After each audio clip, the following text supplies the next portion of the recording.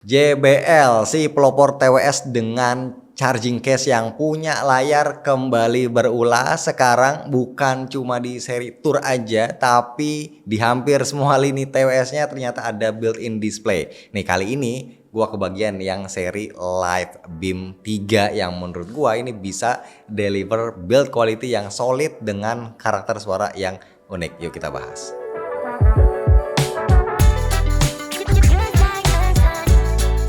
Bismillah, alhamdulillah kita ketemu lagi bareng gua Romi. Nah, untuk paket penjualannya di sini kita bakal dapetin ada 3 extra ear tips, ukurannya extra small, dan juga large seperti biasa. Yang mediumnya itu udah nempel di buds-nya. Terus juga ada buku manual dan kabel USB A to USB C yang warnanya ini orange ya, khas JBL. Buat charging case-nya bentuknya kotak yang mengoval dengan ukurannya yang cukup compact.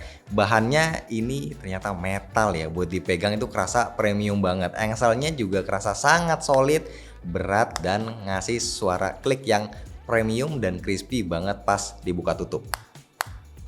Nah, jangan lupa di sini juga ada layar 1,45 inci yang sebenarnya ini banyak fiturnya, tapi sejujurnya selama pemakaian gua bisa bilang ini ya masih sekedar gimmick aja sih. Paling gue cuma pakai untuk gede kecilin volume, yang itu pun jarang banget ya. Paling ya buat adu unik aja, apalagi pas dibawa nongkrong secara ini bisa pasang wallpaper lucu juga. Sisanya well kayak buat mode ambient sound, gue kebanyakan langsung tap langsung di earbuds-nya. Buat nyalain spatial sound sama equalizer-nya itu biasanya gue udah atur pas pertama gue pakai TWS ini. Oh, paling yang unik ini layarnya juga bisa nampilin notifikasi yang nongol di handphone kita. Gue akuin charging case pakai layar ini noticeable banget ya. Pas gue pakai hampir semua orang itu ngeliat, kayak penasaran gitu ya. Kita lanjut ke buds-nya. Desainnya stem dengan mayoritas material polikarbonat yang solid dengan aksen metal di bagian sampingnya dan kaca di bagian untuk tab control areanya. Sayangnya menurut gua ini fitting di kuping itu kayak sedikit kurang nempel ya di kuping gua, kayak kurang pas sedikit gitu ya. Tapi sekali lagi ini di kuping gua ya, nggak tahu kalau di kuping orang lain ya, bisa jadi aman enak. Kalau soal experience pas gue pakai masih aman banget. TWS ini nggak pernah tiba-tiba kendor atau jatuh dari kuping pas gue pakai buat lari. Buat olahraga ini tahan air dan debu dengan IP55 yang masih aman dipakai hujan-hujanan. Buat konekin awalnya itu kita harus buka case dan tahan tombol yang ada di belakang selama 2 detik. Nanti tinggal cari di menu Bluetooth di HP kita. Dan jangan lupa juga biar makin optimal kita download aplikasi JBL Headphone. Di sini kita bisa atur fitur-fitur yang ada di TWS ini. Yang pertama, dia ada fitur adaptif ANC yang bisa atur otomatis sesuai kebutuhan kita, atau kita bisa atur sendiri level kedap ANC-nya secara manual. Kita juga bisa atur smart charging case-nya, kayak ganti wallpaper-nya, durasi untuk auto off layarnya, dan fitur apa aja yang tampil di smart charging case-nya.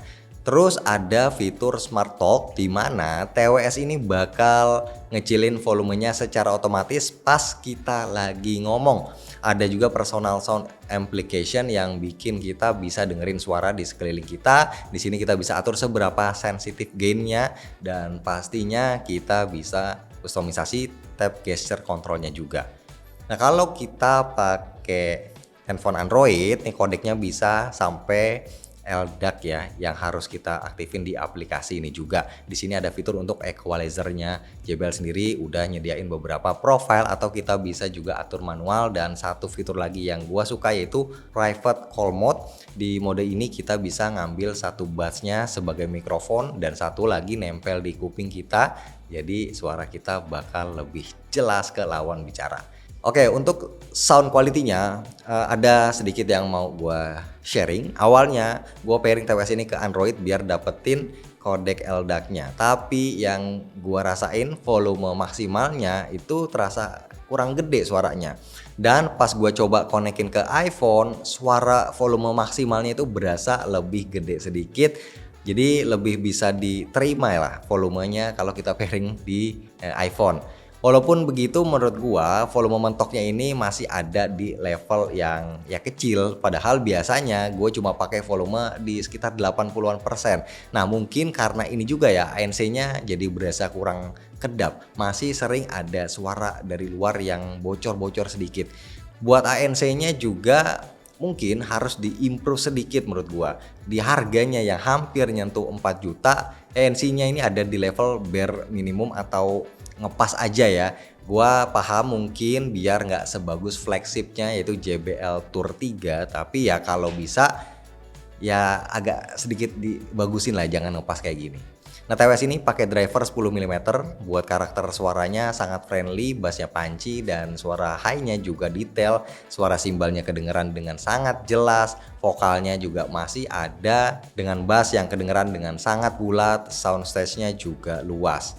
Nah, bass yang bulat banget ini yang bikin suara instrumen yang lain agak sedikit distorsi, suara drum, simbal, dan perkusi agak kerasa sedikit kurang natural ya, agak sedikit lebih smooth aja sih. Tapi sebenarnya distorsinya itu nggak terlalu noticeable ya, dan menurut gua masih bisa untuk diterima, masih oke lah. Bass yang punchy begini juga enak buat musik-musik zaman sekarang, baik dari pop sampai ke EDM. Jadi gua rasa karakter suaranya ini bakal cocok banget buat banyak orang. Overall tuningan JBL ini sukses ngasih karakter suara yang enak dan bisa banget buat dinikmatin. Ada juga fitur spasial audio yang punya 3 profile, ada movie, musik, dan juga gaming. Kalau dinyalain bisa ngasih efek soundstage yang sedikit lebih luas, tapi saran sih setel dengan lagu yang support spasial audio juga. Dan kalau kita pakai kodek LDAC sesekali bakal ada stuttering, tapi ya ini jarang banget sih. Buat baterainya termasuk superior ya, JBL ngeklaim bisa ngasih playtime 10 jam dengan ANC atau 12 jam tanpa ANC. Charging case-nya bisa ngasih tambahan 36 jam. TWS ini punya fitur fast charging, ngecas 10 menit bisa ngasih playtime 4 jam dan udah support juga key wireless charging. Buat kualitas mic-nya ya enaknya gue langsung aja kasih video yang suaranya gue ambil dari TWS ini. Yo, ini gue lagi ngetes suara yang diambil dari JBL Live Beam 3. Nih, dari sini ini gue pakai dan menurut teman-teman kualitasnya bagus atau enggak? Coba komen. Oke, kesimpulannya. Yes, TWS ini masih dihitung di kelas mid-range kalau dilihat dari portfolio produk-produk TWS-nya JBL. Tapi JBL Live Beam 3 ini berhasil ngasih build quality dan karakter suara yang solid, mudah untuk dinikmati mayoritas orang, dan layar yang gak ada di TWS merek lain. Kalau gue cek di websitenya, harganya ini ada di 4 juta kurang 101 ribu, di mana orang-orang yang punya budget segini kayaknya mau untuk nambah budget buat beli TWS flagship yang punya harga sekitar 5 jutaan. Tapi kalau budget teman-teman ya memang udah mentok sekitar 3-4 juta, gua sih bakal merekomendasikan JBL Live Beam 3 ini buat kalian check out.